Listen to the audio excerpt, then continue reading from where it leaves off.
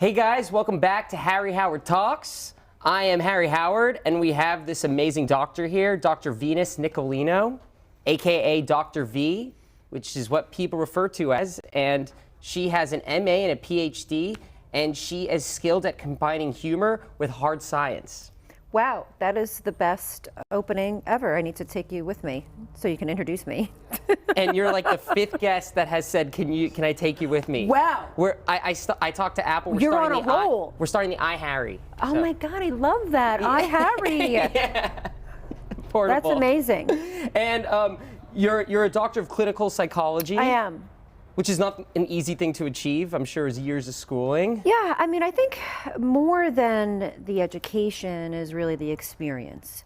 So I think that anyone can really read a lot of books, and it's really a degree of stamina. Yeah. But at the end of the day, it's really your experience that enables you to be a benefit to the individual, to society, to yourself. So. And I have a lot of that. I think going on now 20 years of experience, 25 years. That's a lot. And you have a very interesting point of view of it all. Very different than a lot of people, because you don't believe in all these generic quotes that has been that we've been forced to listen to it in Western society, you were saying. No, so, I mean, I think it's more about theories, and theories describe the shape of things. They describe how we see the world. So for example, we used to think that the world was flat, and we lived our lives revolving around a flat world. Well, we found out that it wasn't flat, right? Yes, exactly. So it changes how we view the world. So theories matter. So if the theories that we're applying to ourselves, if they're wrong, how does that change the way you see yourself, and how does that change the way you see the world? So I think theories are important, and when we perpetuate wrong theories, that's even more important, right? And you figured out the equation to a lot of these wrong. I don't know if I figured it out, but I just got sick of hearing things like you can't love anybody until you love yourself, or expectations lead to disappointment, or when you're anxious and you need, some guidance. Well, just be yourself. I got sick of hearing these cliches, these theories, these sayings repeated back to me. So I'd be on the other, in my chair, I'd have someone on the couch, and that's what I'd be hearing. So I decided to write a book about, are these things true? Yeah, the HarperCollins book, it's Bad Advice, How to Survive and Thrive in an Age of BS. Yeah, we can't say bullshit. We're scared. Hey, Are you scared, Hey, Harry? you know what? My guests can say BS, but I'm G rated. Well, by the way, I didn't ask what the rules were. Oh, it's okay. You know what? We're breaking societal rules, and we're going to break the rules of the. Good. We're not going to break the rules here, just society, not the network. I always like to be like, okay, what are the rules to this? So. The rules are is that it can get PG-13 level. Okay. All right, I'm down. So it's cool. We've crossed that barrier into the PG-13 level. And your book was an LA Times bestseller, top 50 national sellers, stated by USA Today. Yeah. I guess a lot of people read it. This obviously works. This book works, guys. I think that it's a fun read. I think that it presents information in a way that perhaps is easily digestible. I think that when people are laughing, and you're a comedian, so maybe you might agree with this. When people are laughing, it's easy to take in information that may be hard to hear, right? Yes. You become more vulnerable. You become more open. That's why people laugh, because they're like, it's the truth, but it's I can't believe he or she said it. Exactly. So and you say it. So in applying that theory to my book, I think that I found it, if I want you to hear my message, like I'll make fun of myself, or I'll make fun of it. But with heart and humor, people digest information easily. Yeah, and so your book basically is like the antidote to bad advice. Oh, you're turning the bad advice and you're making it more tangible. Right. right? You're Right. making it easier to actually apply. Yeah. As opposed to these like Yoda, philosophical quotes that are bullshit. All right, Right, there you right. go. Bam, I said it now. Yes. Yes, Harry. I Wow. did it. I did Wow. it. Yeah, I did it. The ratings, yeah. Hey, you know what? If you get in trouble, you can blame me. I will. I will. And I got a doctor who has my back, so what can you say about that? And to be published by HarperCollins, that's a huge achievement because they have authors that are included in the like Nobel Prize winners. So there's a lot of validity, right? The validity to your book, I would have to say. I'm going to say that that's bullshit. Anybody who wants to write a book, It's true. you don't need to be validated by anybody. So if you feel that you want to write your thoughts down on paper and you want to self-publish, go for it. So I just want to put that out there that, again, if we're going to talk about bad advice, you don't need people to validate who you are. You don't need establishments or authority figures You don't. or publishing companies You're right. to validate who you are. You don't need that. No. Honestly, no. Honestly, the only validation you need comes from within. Exactly. You don't need to rely on anybody Right, else. I'm sure you say that a lot. Well, actually, you did talk about in one of your YouTube, you did like a YouTube video of people. God, you Googled me? I Googled you. Okay, this is a whole other interview. And your home address is, where did I write it down? I'm just kidding. I didn't do that. I just have your social. Thank God, just my social security number, my identity, but not my home address. We're keeping this G-rated. So on the YouTube videos, which are not G-rated. Yes. Okay. People have this huge fear of rejection, and they pass on opportunities because of the fear of not landing what they desire. And Yeah. I love the way you put that in, because people fear success even though they want success at the same time. Right. I mean, rejection is a hard feeling, Yes, but it's a very important one. it is. It's hard. It informs you of the needs that are not being met.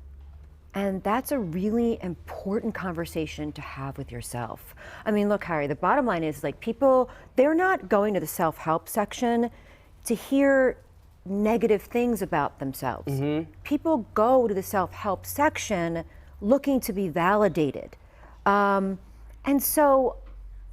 what really needs sometimes changing is what you don't want to know about yourself. Ooh. What you don't want to hear about yourself. Yeah. Because those are the most important things, right?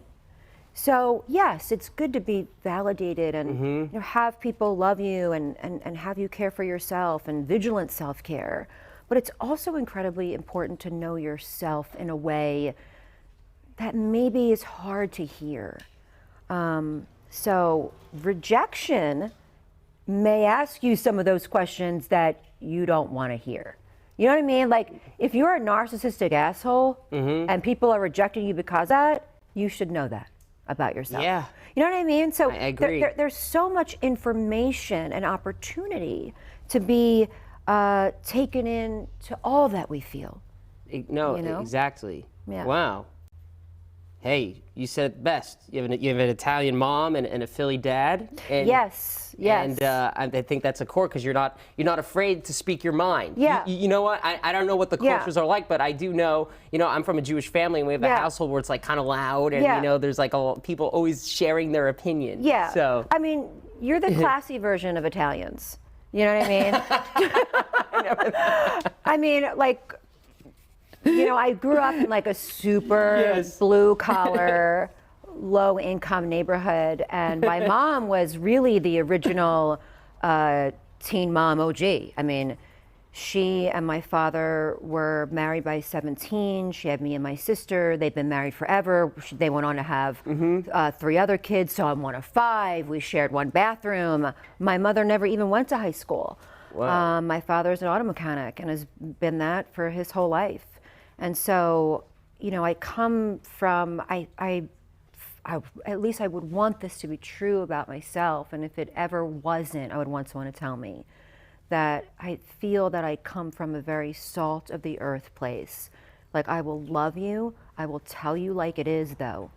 And I feel as though I have my culture and my parents and my family to thank for that. Yeah. That's a very important, to have a lot of empathy for people, have a lot of understanding, but also come from a place of humility. Yeah, You know? and that's why you're entrusted by all these people, all these viewers. You were the host of WeTV's Marriage Boot Camp. Yeah, I mean, we'd be going on our ninth season now. season. Yeah.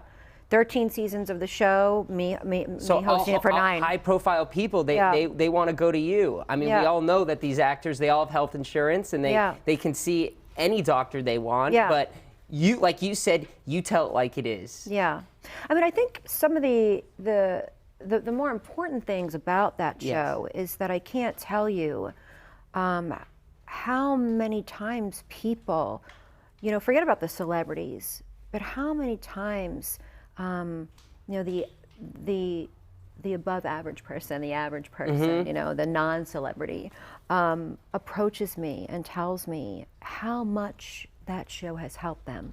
And there's not a lot of stuff on TV today where you can walk away and be like, okay, I feel good about that. And I feel that Marriage Boot Camp does that for people.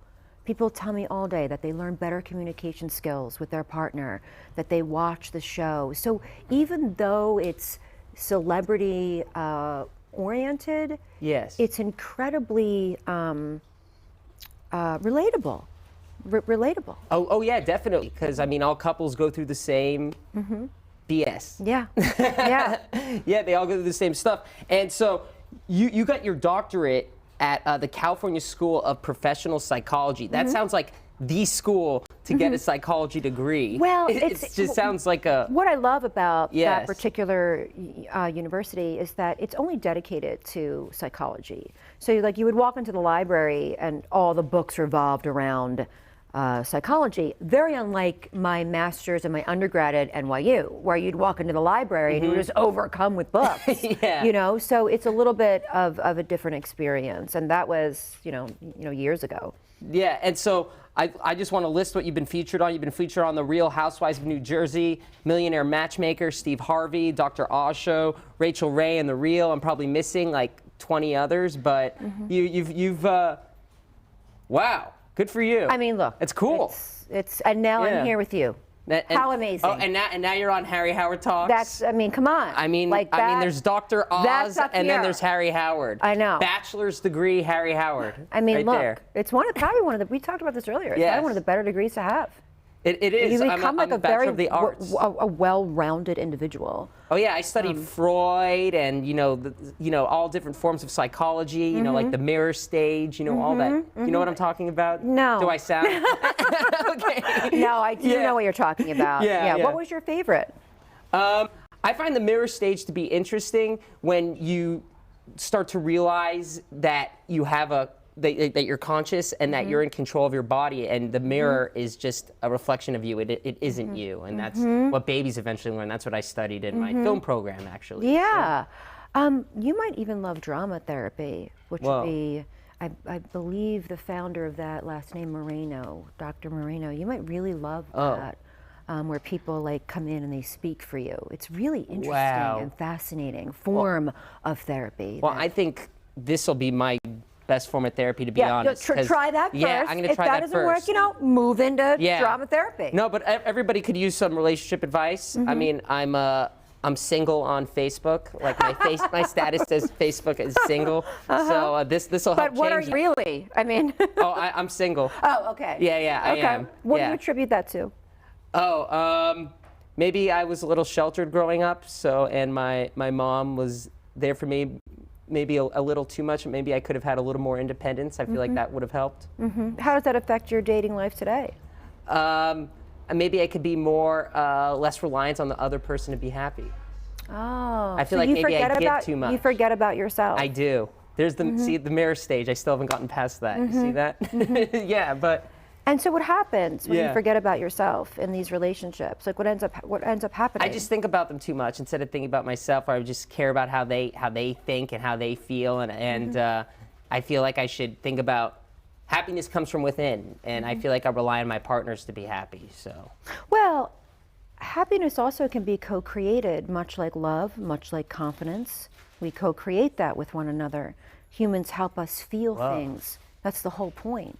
As you and I sit here, we're both helping each other feel things. well, I feel like I'm at a therapist. I'm just gonna lie down, So hand you a clipboard. I'm just wondering Yeah. if you are loving the wrong people.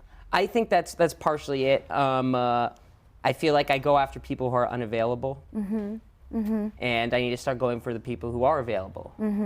So do you suffer from the, I wouldn't want to be a part of a club who would have me as a member? Oh yeah, the Woody Allen thing. So do probably. you suffer from that? Well, my house growing so like up when was sort girls of like Annie you, Hall. you're like, ooh, what's wrong with you? Is Yeah. that what happens? I don't know. I mean, because that's something to think about. That's like people true. that love you, you don't love. That's true. I don't know if that's true. Yeah. Well, you know, you're onto something. You see, I mean- do I need to bring like? Do I have to do a copay for this? I have Blue Cross. No, I'm but sure. I think it's an interesting Yeah. conversation. Because I think in today's world, today's dating Mm-hmm. world, we've deceived ourselves into believing that the person who cares less wins. But the, Yeah. but the person who cares less interesting. gets less. Yeah, the person who cares less. There's this idea that like we deceived ourselves into Mm-hmm. thinking that the person who cares less wins. But where else would you apply that theory? Where else would you apply that in your job? Care less. Yeah. Well, that's. Would you apply that to your family? Care less.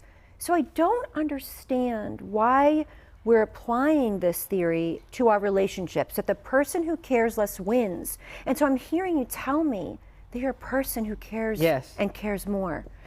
And I know it's not happening for you now, but it will, because the person who cares more gets more, period. Long Keep term. loving people.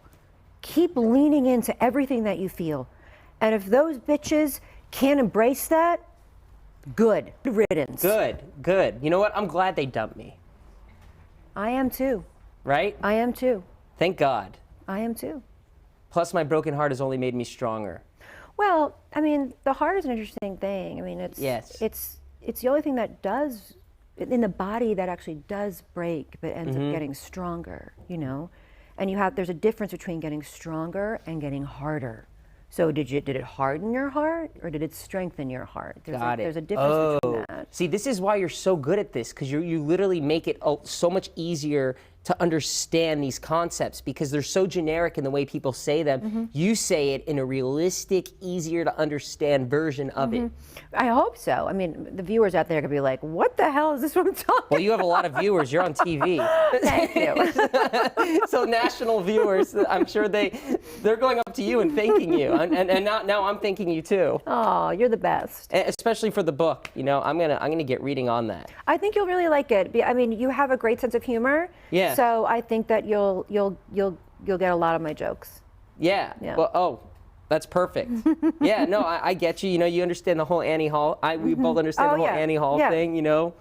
I get Similar households, right? We bonded. We bonded. Yeah. We bonded. We Yeah. get it. I Yeah. mean, we both have degrees. Yeah, up You top, have man. Up you have top. a couple more or 8 more, but Yeah. Who the fuck? Nobody Yeah. cares about that. Nobody cares about that. Yeah. It's all labels, It's- right? It really is. At the end of the is. day, it really is. Yeah. I remember that I would have, are we done? Almost. Okay. So it's so unfortunate, but please, we're gonna make an exception. Finish what you're saying. Oh, no. No, I it's cool. was going to start on another topic, but Yes. I feel that we've come to a good ending. I was just continuing for the sake of continuing. No, I get it. Okay. You see, the sequels, they're Yeah. not always as good as the first. It's so true. Yeah. So unless it's Empire Strikes Back. Yeah. Which is a very nerdy thing of me to say. No, that's okay. I embrace the nerd. Or Godfather Part 2. Mm-hmm. Other than that, I don't know if the sequels on Harry Howard Talks are as good as the first. I mean, we'll have to find out. We'll have to find out. Maybe you'll come back. I hope so. This was so much fun. Thanks for having me. Oh, thank you for coming on, and thank you for interviewing me as well. Fun. Because I also needed a therapy session. We all do We all sometimes. do. We all do. Sometimes. We all do. Thank you. All right. That was Dr. V. She knows everything you need to know about psychology, and she's got an interesting take on it. And she also is helping you uncover bad advice and turning it into good advice. Did I sum it up pretty well? Amazing. Amazingly. You see that? Amazing. And that's what the guests feel when they're on Harry Howard Talks. See you